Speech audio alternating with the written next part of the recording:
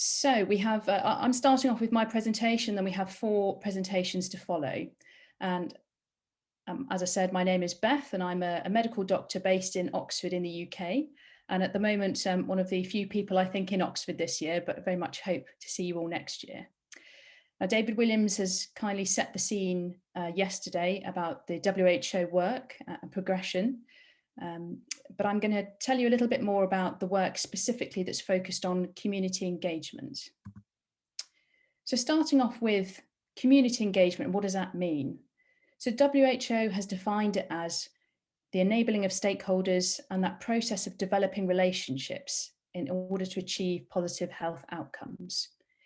Now, I've included a second definition underneath because I quite like the description of it as being a vehicle for change. And this one specifically mentions the community members themselves, which is, of course, why we're all doing this work and why we're all here today. And WHO has set us this ambitious target of halving death and disability by 2030. And the empowerment and engagement of communities is one of the 4 key pillars. So the snakebite roadmap breaks that down a little bit further for us. So it talks about the involvement of communities within this process. When we think about snakebite envenoming, we're broadly thinking about the prevention of snakebite, the appropriate first aid, getting in a timely fashion to a facility where effective treatment can be provided. But all of these steps are really underpinned by these very complex health-seeking behaviours, which are deeply entrenched into the very social fabric of culture itself. So the overall aim, which we have not yet achieved, is to develop this toolkit for snakebite engagement, so community engagement on snakebite envenoming. So we have been working on the draft of this thus far. So this toolkit needs to be specific to snakebite, yet have a holistic approach and consider the other NTDs. It also needs to be applicable to any setting, so it needs to be adaptable to whatever country or context that it needs to be used in. So this is just a brief snapshot and an overview of the work that's been undertaken over really a year period. So we've got these 3 building blocks on the left, which I'm going to explain in a little bit more detail. And this provides a really sort of robust evidence base and foundation for the development of the draft toolkit with recommendations. And then on the right here, you see that we have zoomed in to look in a bit more detail at Kenya, given that this is a potential place where the toolkit might be piloted in due course. So first of all, thinking about the scoping review. So we really wanted to have a sort of a broad look at the recent literature on public health, community engagement, on any aspect of human and animal health. We focused on rural areas because although snakebite affects peri-urban and urban areas, we know that it disproportionately affects rural areas. All countries have been included and considered. However, if the country was a high-income country, then only the neglected tropical diseases where they were the subject have been included, for example, snakebite in Australia. We felt lessons could still be learned from that. We have not included studies where there was a change in knowledge or attitude only, but really have looked for the publications that are looking or seeking to demonstrate an impact on health or a change in behaviour. So you can see we started with over 7,000 results and have whittled it down to 112 publications, vast majority which are in Asia and Africa. And India had the highest number of publications with 22. And we've pulled out a lot of information from these publications that focus on the transactional element of community engagement. And by that I mean the what, which is that information exchange. But we've also focused a lot on the relational aspect of engagement.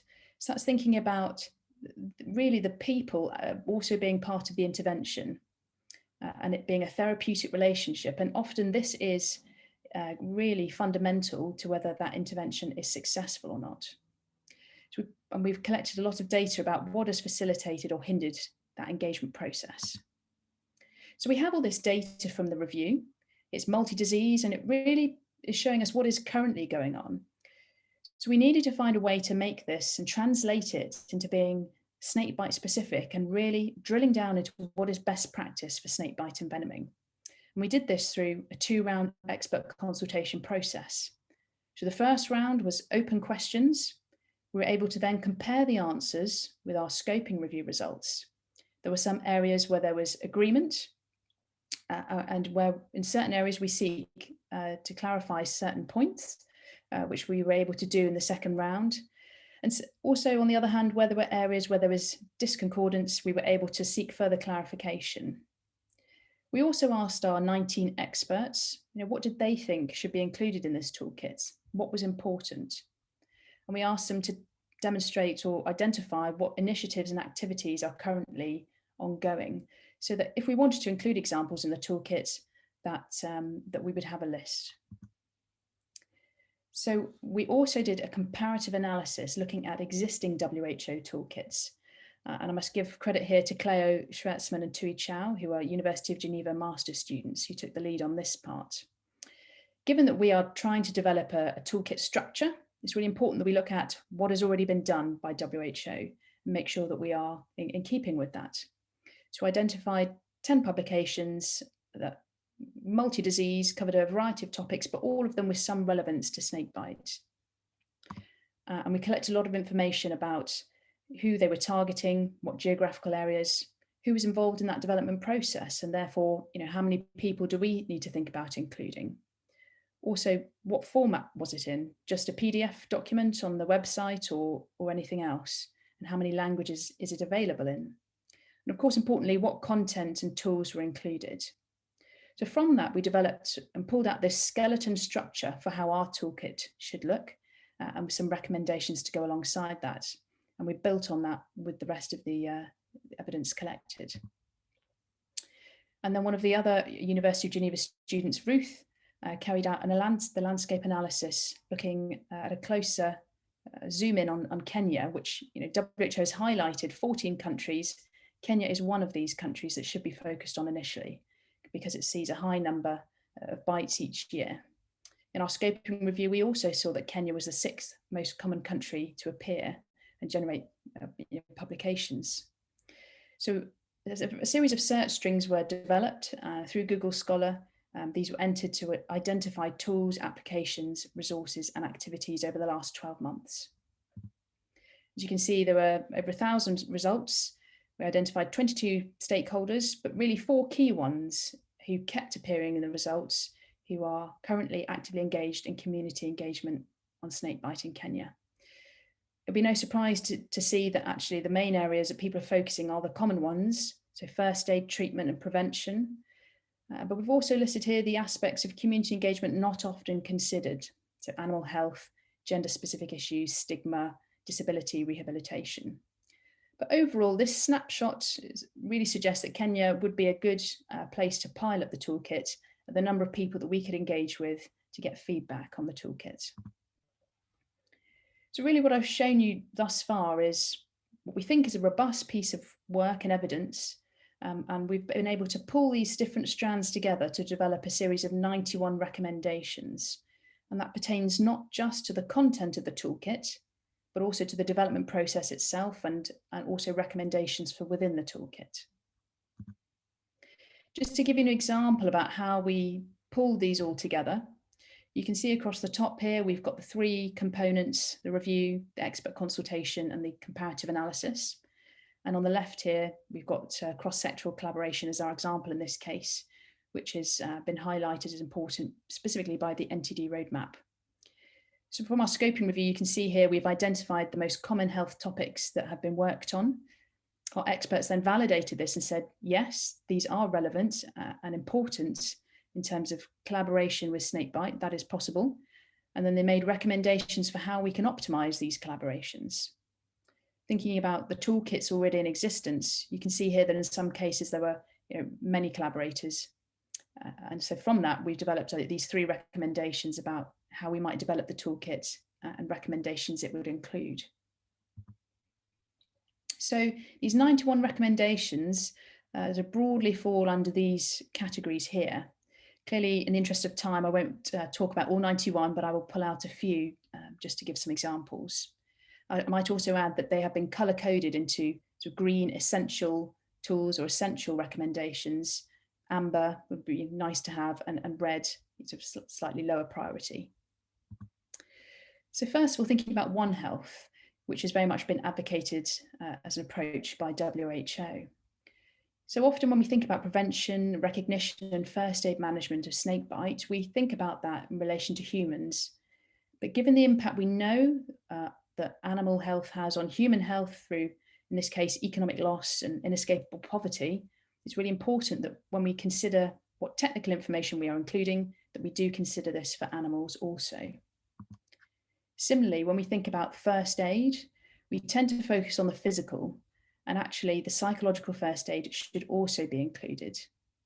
We know that WHO already has in existence a psychological first aid sort of document or guidance. So, this could be developed to pull out points which are going to be specific to snakebite envenoming. Target socio-demographic groups.